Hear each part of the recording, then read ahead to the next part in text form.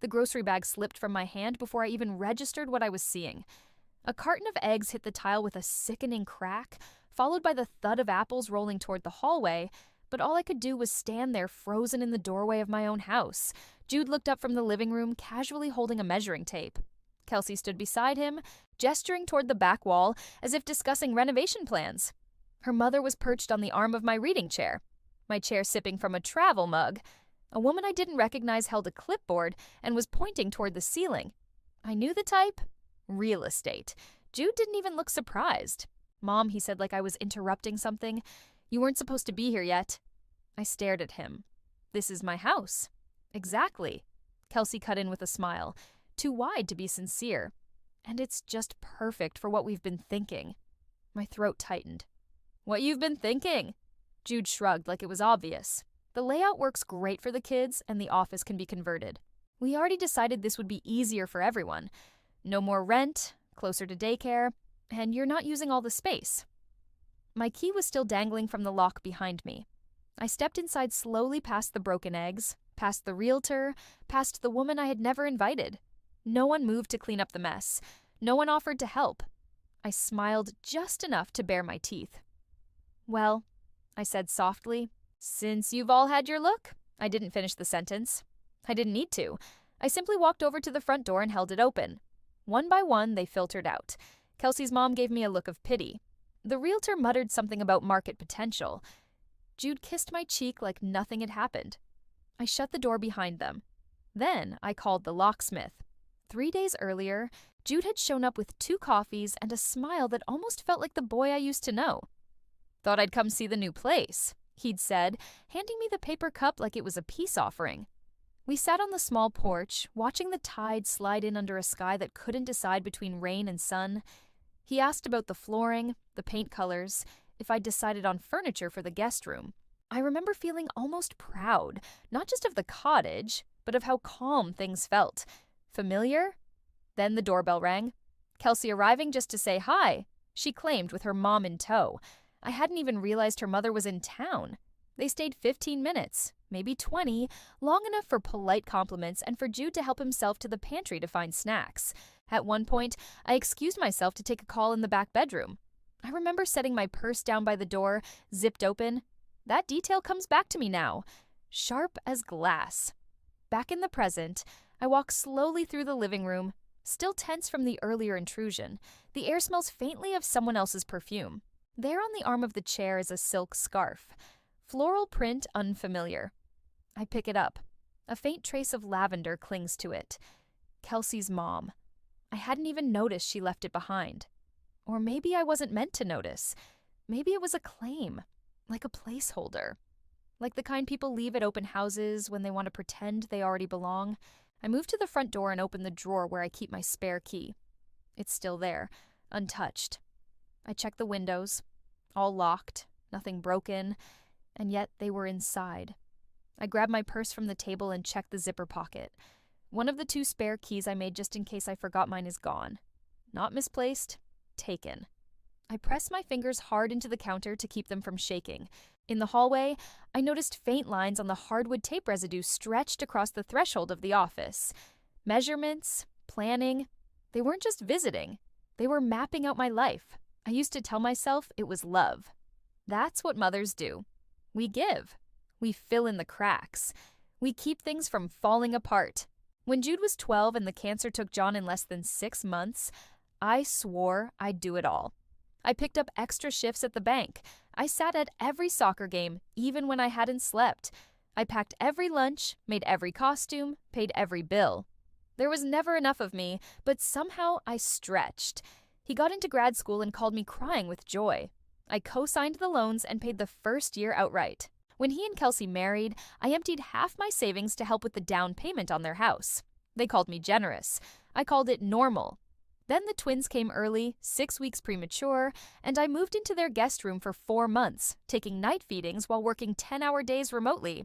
I'd sleep in snatches, eat when I remembered fold laundry between Zoom calls. Jude would kiss my forehead and call me a saint. Kelsey said she didn't know what they'd do without me. When Kelsey lost her job last year, they were behind on everything. Mortgage, car payments, the daycare closed. Jude asked almost sheepishly if I could help just this once. I wired them $20,000 that same day.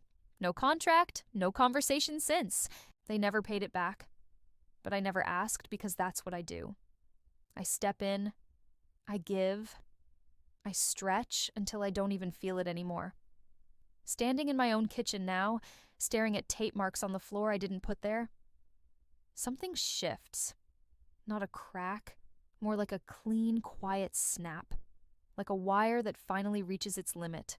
I think about all the times I was praised for being selfless, but what they really meant was willing. Willing to rearrange my life for theirs. Willing to go without. Willing to be small so they could expand. I wiped the counter slowly, deliberately, and tossed the scarf into the trash. Then I reached for my phone and opened the call log. It started as a casual conversation, just two neighbors chatting near the mailbox. "I'm so glad someone nice ended up in the cottage," Carla said, holding her dog's leash in one hand and a warm smile in the other. "Honestly, your son seemed so sure it was already going to family." I paused mid-reach for my mail. "My son? Oh, sorry. I assumed you knew," she said quickly. "Jude, right? He came by a couple weeks before closing.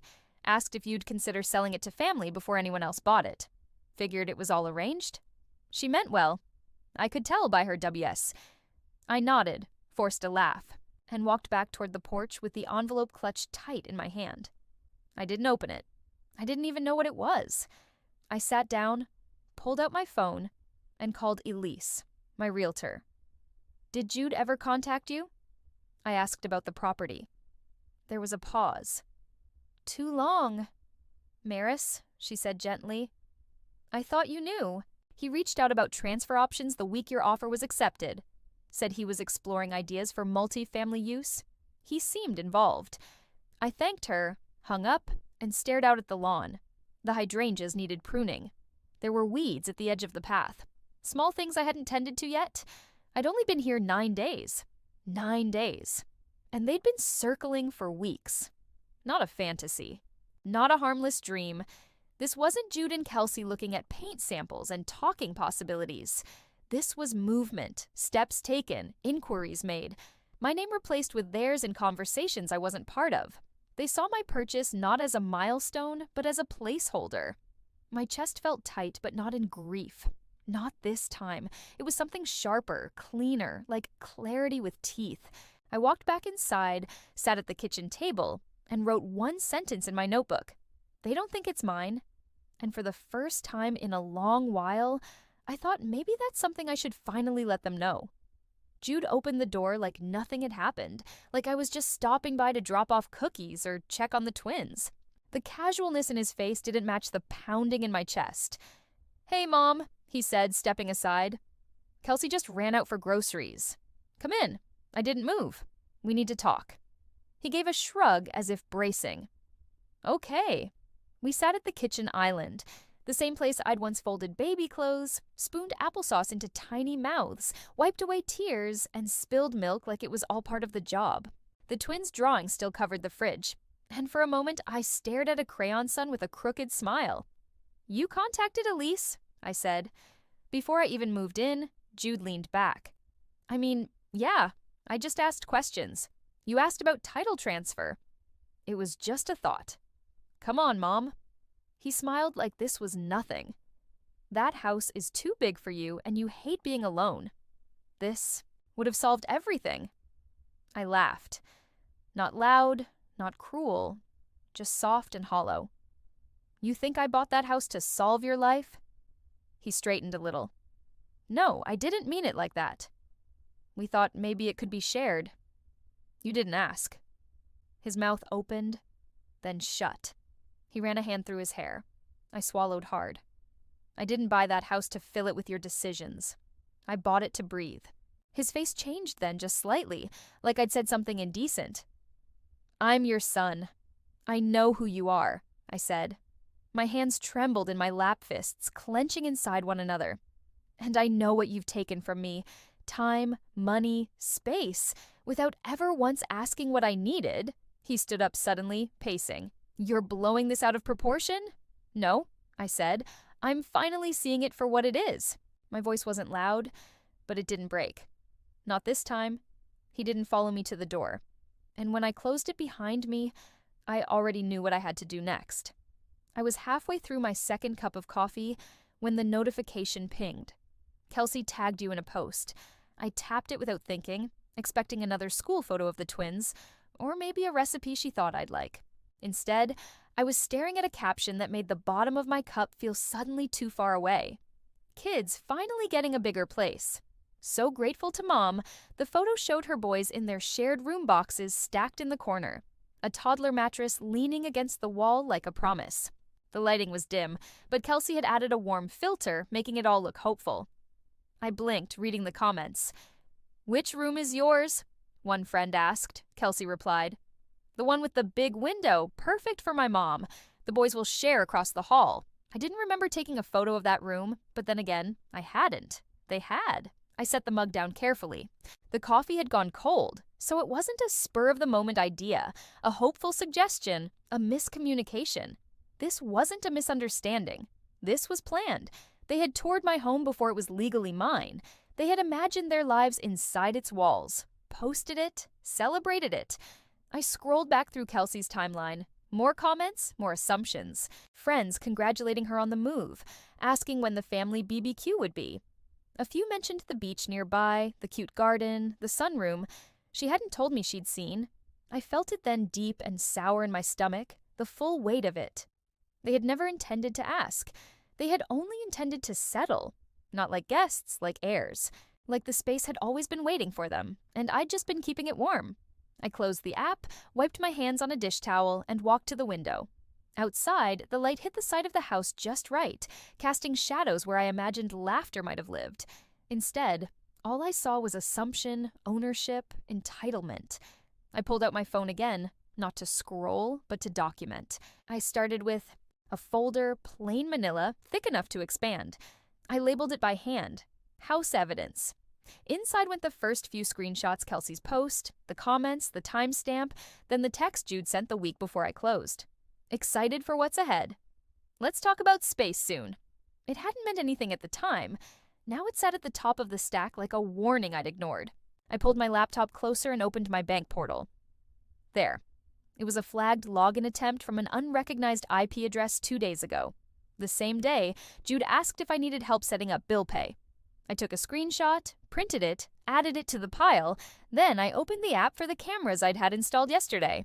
The technician hadn't asked questions when I requested coverage on every exterior point. I told him I had nosy family, and he just nodded like he'd heard worse. I hit play on the clip from noon. Kelsey's mother stood on my porch, glancing over her shoulder as she tried a silver key, then a brass one. Neither worked. Her jaw tightened. She pulled out her phone.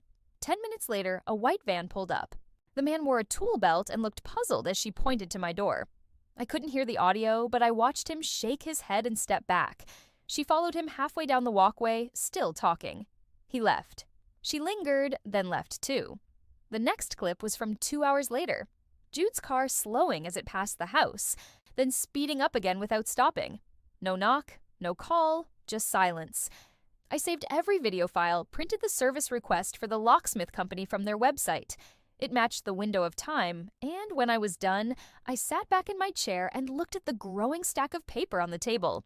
This wasn't about a misunderstanding. It wasn't even about the house anymore. It was about the line I was finally drawing and how determined they were to cross it. I sealed the folder and reached for the envelope drawer. Jude texted me the night before. "Can we have a calm conversation? Just dinner. No drama." I agreed against my better judgment, not because I believed anything would change, but because I needed to see how far they were willing to go. When I arrived, Kelsey was already setting the table. Cloth napkins, wine glasses. The twins were with Kelsey's mom conveniently out for the evening. The manila folder was waiting by my plate like a party favor. "Before we eat," Jude said, sliding it toward me, "we wanted to share some ideas." Inside were 5 listings. Homes circled in red ink, all within 15 minutes of their kids' school. All. Bigger, all more expensive, all marked with cheerful notes like great yard for grandkids and mother-in-law suite potential. "These are beautiful," I said carefully. "For who?" Jude didn't hesitate. "For us. All of us. It's a win-win, Mom. You sell the cottage, move into something that fits the family better, and we all contribute. I stared at him. You spoke to my bank. He smiled. Just to understand the process. We wanted to be prepared before bringing it to you. I stood up slowly. My chair didn't scrape. I made sure of that. You went behind my back, I said again. Kelsey jumped in. It's not like that. You've been so overwhelmed lately. We thought helping with logistics would take the stress off. I didn't ask you to take anything off me, I said. Not stress, not space, not the deed to my house. Jude's voice turned careful. You don't need to live alone. We're just trying to make things work for everyone. You mean for you? I replied. The folder was still open on the table. Mockery in print. I'm not transferring anything I said. Not the title, not the mortgage, and definitely not my piece. I picked up my coat and walked to the door. My heart beat steady now, not shaking. Behind me, I heard Kelsey sigh and mutter something about ungratefulness. Jude didn't follow. In the car, I didn't cry. I didn't scream. I just drove home, turned on the porch light, and placed the first document in a new envelope. I handed the envelope to Jude myself. He opened the door confused to see me standing there without warning. I didn't ask to come in. I didn't smile. It's a cease and desist, I said from my attorney. He looked at the envelope like it might burn him. What the hell is this, Mom? It's the last time I explain myself. I turned and walked back to my car. There was no dramatic outburst, no chase to the driveway, just stunned silence and the sound of the envelope hitting the floor behind a door. I knew he would slam. At home, I removed the last spare key from the drawer and dropped it into the garbage. That night, I slept with my phone on, silent. In the morning, I got a call from Elise, my friend at the bank. Mars, she said gently, your son tried to access your loan file again. He claimed you'd authorized him to help with refinancing. I closed my eyes and inhaled. Please add fraud monitoring, I said, and flag any future contact from him or anyone related to the Hallberg household. I already did, she said, but I had to tell you. I'm glad you did. Then I opened my laptop, clicked into the listing portal, and uploaded the photos I'd taken last week. Sunlight catching the front window, the porch clean, and inviting the view from the back deck that always made me feel like I could breathe. I hit publish. The cottage was officially for sale. Not because I was scared, not because they'd won, but because I finally understood that peace isn't a place. It's the right to choose who stands inside it. And this house, it had become a battlefield. I'd spent a year scraping for silence, installing locks, documenting trespasses, building walls against people who should have built with me. I wasn't running, I was redirecting. Colorado Springs was far enough to start fresh and close enough that if anyone wanted to come see me, they'd have to knock like guests. I closed the listing tab, sat back, and picked up the envelope marked offer letter. Accepted. The basil is thick this morning, pushing out of the raised bed with stubborn confidence. The thyme spills over the edges, wild and fragrant. Mom once said herbs like that were too strong. I used to believe her. Now I plant them on purpose. The air in Colorado is different. Not cleaner, just quieter. Or maybe that's me. Inside the house smells like coffee and clean linen. No toys on the floor, no voices echoing down the hall, just the hum of a life that fits. The wall near my kitchen holds a small gallery now, hikes with coworkers. A blurry photo of me and Sophia from accounting laughing with red cheeks and wind in our hair. A picture of my hand shaking the CEOs at the ribbon cutting of our new branch office. No Jude, no Kelsey, no kids in matching shirts, just the moments I chose. My name is the only one on the mailbox. It makes the mail lighter somehow, less expectations stuffed inside. The key hook by the door holds one key. Smooth, worn at the edges, shaped only for this lock. There's no emergency spare, no backup hidden in a flower pot, no copy passed to anyone just in case. I know who comes in now. I know who doesn't. Some nights I wonder what they say about me back home.